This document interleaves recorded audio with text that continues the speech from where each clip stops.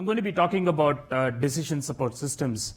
I read your 2016 big data landscape, and it was spot on most of the aspects. And I do believe that the applications, the big data applications, are coming to fore, and it's the last mile in actually making the data valuable. But there are two issues with that. The first issue is, I think these applications should be called decision support systems, and for some reason we shy away from calling it that. And I believe that the reason why that is the case is because there are key aspects that are missing, and I want to focus on those aspects that are missing in current applications. It's not like we do it better. We've been doing it for a long period of time, but there is still a lot of avenue for growth. Okay. So I'm the VP of Engineering for Market Share Decision Cloud. So Market Share provides planning capabilities for marketeers, both on offline and online. And the product is the first enterprise class decision support system that was available. And I have about 2 decades of experience working on analytics and database systems. I started off with database systems way back in the days at Sybase and file systems at 3PAR. And then I managed the real-time streaming backend at Celiquis, which was acquired by Cognos. And then I decided to do something crazy. I founded my own company called Driven Data. Driven Data was a BI system on top of Hadoop. We were acquired by Market Share, and we became the engineering arm for Market Share. For the past 6 years, we've been building this decision support system, which is focused on marketing. About a couple of months back, we were acquired by Neustar for $500 million. So that was a good outcome for us. Just to kind of drill down a little further on what I mean by decision support system is the fact that this is an analytical workflow, and you get data, and then you do some data processing on top of it, like in all kinds of transformations. And justifiably so, of late, there's been a lot of talk on modeling, right? Like not just looking at data, but to be able to create models to forecast or do predictions. And the data scientist, the name of the data scientist has come to the fore, and it's great. But typically, people use these systems to ask questions, right? For example, because we deal with marketing, this is a very typical question where they say, if I just have my plan for next year, how would that perform? What would be the revenue? Or do you have suggestions, or what should be my spend for next year, right? And these are asked by business folks typically. And so there's a business person, usually a marketer, and then there's a business analyst. And today, even the best systems, this involves a lot of back and forth between the business person and actually the back-end folks, which are the modelers and data scientists, right? And the best of companies. What needs to happen is there needs to be a self-serve tool where the business person can ask these questions directly, right? And we are inching towards that in marketing, right? Not in all areas. I want to drill down a little further. I want to use a simple example, just so that I can make my point. So I'm going to use a schema, which is again a very simple schema. It's got TV impressions, spend, and then the Google query volume, which just signifies interest in a particular thing. And then there is some context. The TV impressions are available for products, and then the spend is of course available on product and region. And then we have the Google query volume, which is also available on product per region. I do think that BI, the tools that are there today, address traditional BI problems extremely well, right? Big data, small data, I really think that the tools today are already coming to fore thanks to all these investments we've made the last 10 years. Simple querying, you can create dashboards, all kinds of scorecards, real-time reporting, and even advanced visualization like clustering and segmentation. Now, with the same data, let me ask a question. If somebody asks a question saying that what would happen if I increase my spend by 10% in the third quarter? If these questions are known ahead, you can answer them. The question is, a lot of these questions you don't know when you have the data, you do it later. So what happens when I increase my spend by 10% in the third quarter? That is next quarter, right? You can somehow use some heuristics to come up with a spend, like calculate the total spend also. But to get a reasonably accurate answer on what the impact of that spend would be, right? Unless and until you start building models, it's difficult to get those kind of answers. And that's what the next generation analytics is solving. There are a lot of companies which do make modeling quite simple, and there are a lot of companies who operate in the predictive analytics space, but there are very few companies who actually offer the next level, which is the decision support and management, right? What does that mean? Now, first, just to kind of answer that question, the first thing that happens is you use this data to build models. And all of these systems work with flat data, right? And that's a mismatch that we have today. You would see any vendor who's kind of providing predictive analytics software talk about their own data frames, which is a set of flattened data. And I don't like the fact that, like, there's so many data frames, but I do understand the reason, because this is like a central component of it. So the data is flattened out, and then they are grouped into a set called features, right?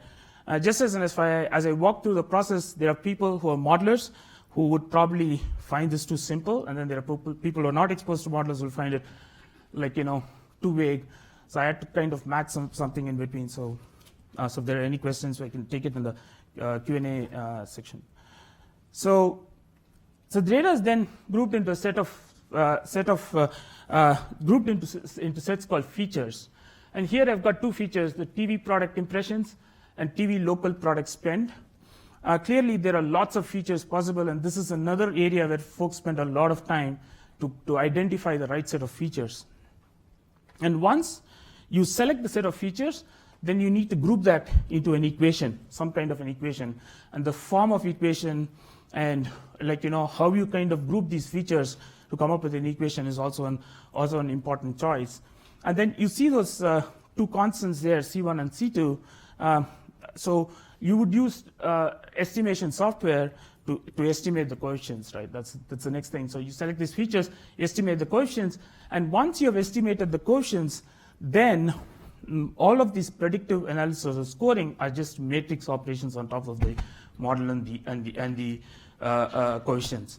So just to kind of go back to that question, suppose you wanted to find out the impact of that spend, you would first go and get the current spend, increase it by 10%, redistribute it across the level at which the model is being built, run the model, get whatever outcome is supposed to be there, then aggregate it back, right? And that's how you kind of estimate what the impact would be. Now, what is the challenge? This is actually a real customer schema, and it's a reasonably simple one because I wanted to accommodate it in one slide. You have about 10 possible dimensions or contexts. Similarly, about 10 or more than 10 possible metrics, and the ovals are basically the distinct values on each one of those things. So there are 131 possible combinations. Like I showed you a diagram with like just 12 possible rows. Imagine 131 million rows. And then, like a digital manager or somebody who's a marketer asks the same question on this data. Says, I have about 10% marketing budget to spend in Q4 of 2015. What would be like one of those outcomes, right? What would be the increase in revenue? Like, how many more clicks would I get on my web page? How many people would land on my landing page, and so on and so forth. There are infinite number of questions that you can ask. And all that person is trying to do is that is the spend. Q4 2015, it's got $40 million in spend. You'd basically increase it by 10%, which is 44 million, and then he expects the system to basically come back and say, okay, there'll be a 3% increase in revenue and about 8% increase in profit, right? And so I really believe building systems like that, and these are decision support systems, would actually help take analytics to the next level.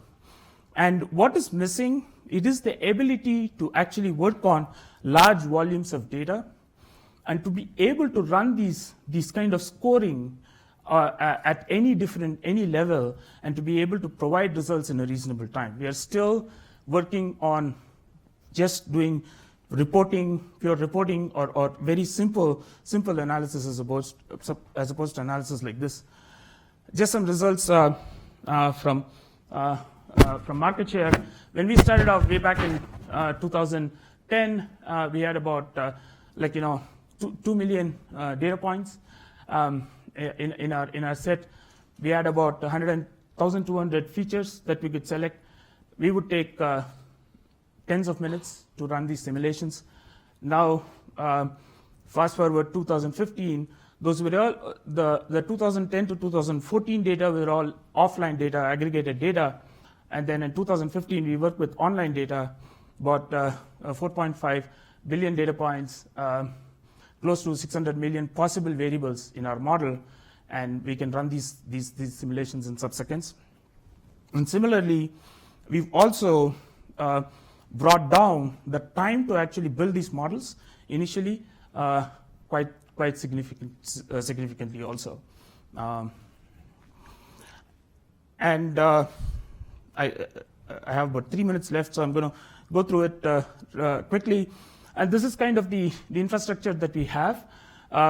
It is a fully automated infrastructure where we take data on the left-hand side. We run ETL, and then we have an automated model generation routine. We then go do some scoring, and then we expose it on a web-based tool where a marketeer can ask questions at any level and would be able to provide these answers. How are we able to do it? The first thing is, we stand on the shoulder of giants. One philosophy we have for the past 5 years building the system, what we have learned is to never build what's already there. So first we partnered with a company called Altiscale. Altiscale is a big data vendor, and before 2012, when we were working with Altiscale, we used to build the Hadoop systems by hand, and we used to manage them and so on and so forth. Altiscale is a big data vendor.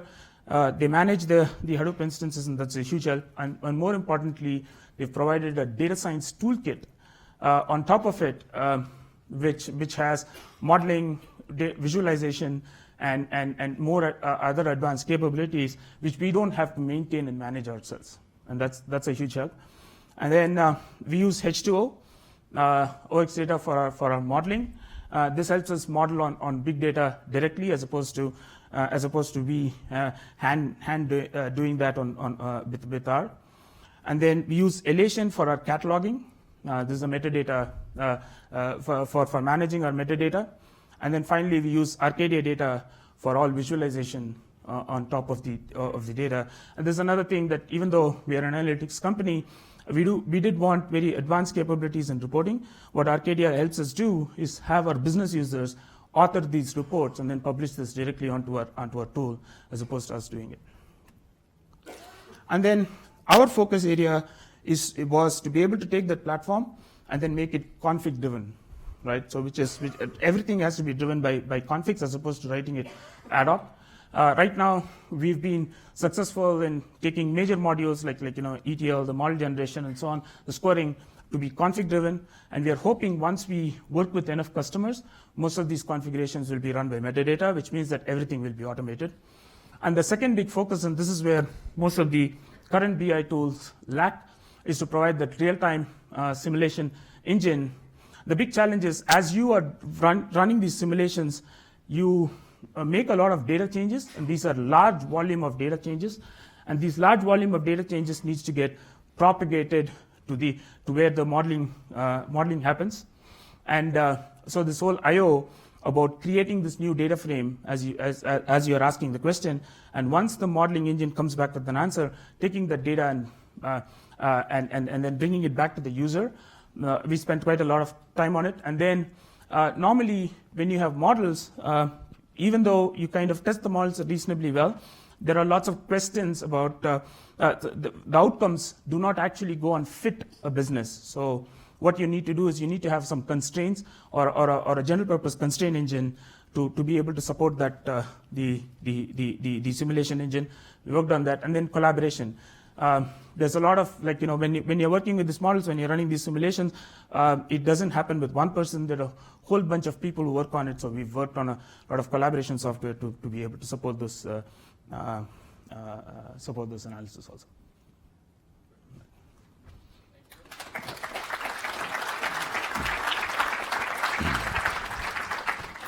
Great, thank you. It's always great to hear the perspective of someone who actually implements all those technologies. So you had a list of companies here, like Elation, and so we had AGGREGATE. See, Chant is somewhere around here. H2 and all those guys in Altiscale are people who will speak at this event in the next few months. But it's awesome to hear the perspective of someone who actually uses all of this.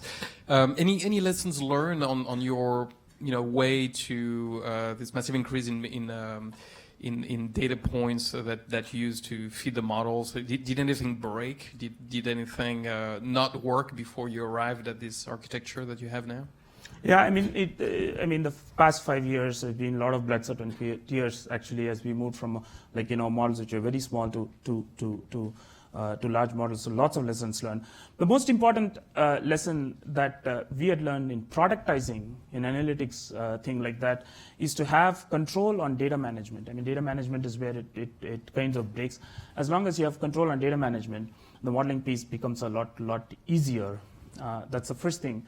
And then to be very disciplined about the exploration that you can actually go and do. That's another thing. So, which is why I think the whole config-driven systems came by that. It kind of imposes discipline both on the data management side, and as well as when you're exploring the data, to be able to kind of restrict yourself to known parameters as opposed to going all over the map. Great. Just one more question from me. What does a team look like that works on all of this and building these models? So we have a set of modelers, clearly a data scientist, but we also have data management people. All of the folks that you saw on that screen. We have customer-facing folks like business analysts, and then data management people, modelers, who actually go and build these for the customer, right? So they're all on the service side, and then the product kind of supports it from the back. Great. Do we have questions, Andrew? Thanks. Hi, thank you. So the decisions that you support, is it all media spend, or are there other domains that you're addressing? So we're also doing price. So we have a pricing tool also. Right now it's exclusively with Ticketmaster, where we are the dynamic pricing engine behind Ticketmaster. But we are actively exploring like hoteling industry and so on and so forth to be able to price the rooms.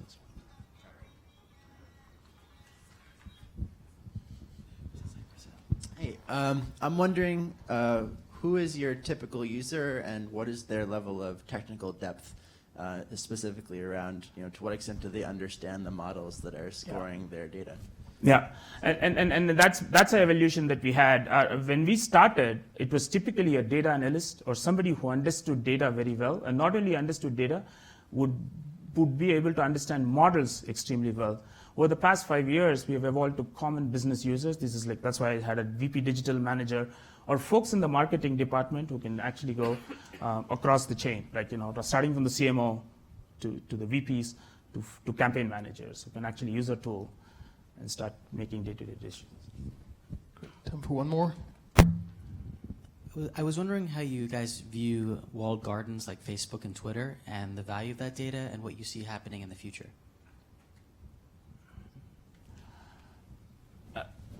So I think that's an interesting question. We have a partnership with Facebook. We have a partnership with Twitter also. We use their data to be able to run our analysis as such.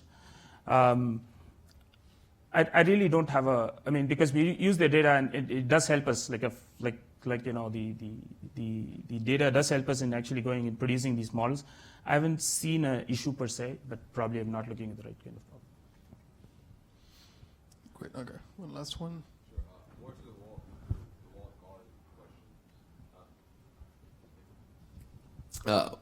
More to the wall garden question. How do you bridge the gap between companies that have already taken the steps to, publish an API or open their data to companies that haven't yet?